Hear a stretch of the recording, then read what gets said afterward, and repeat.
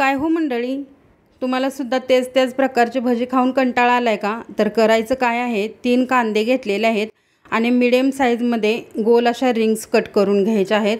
या पद्धतीनं जाड अशा तर पूर्ण अशा खुल्या करून घ्यायच्या आहेत. त्यानंतर 1 वाटी बेसन, त्यामध्ये लाल तिखट, काश्मीरी पावडर आणि हळद, मीठ, धना पावडर, जिरा पावडर टाकून घ्यायचे आहे. थोडीशी कसुरी मेथी आणि कोथिंबीर छान असं मिक्स करून घ्यायचं आहे आणि लागेल तसं पाणी घ्यायचं आहे आणि बॅटर बनवून घ्यायचं आहे. बॅटर आहे ते थिक झालं पाहिजे, जास्त सैल नको आहे. ज्या रिंग्स आहेत त्या व्यवस्थित असं त्या मिश्रणामध्ये टाकून मिक्स करून घ्यायच्या आहेत, पाहू शकताय. त्यानंतर 1 वाटी मक्याचा चिवडा घेऊन मिक्सरला थोडंसं असं फिरवून घ्यायचं आहे.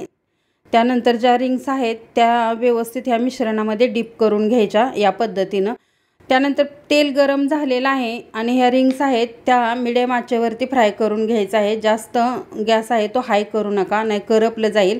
तर छान अशा ह्या रिंग्स आहेत ते व्यवस्थित अशा फ्राय करून घ्यायच्या आहेत. खूप छान असा कुरकुरीत असा हा पदार्थ लागतो. नक्की एकदा तुम्ही ट्राय करा.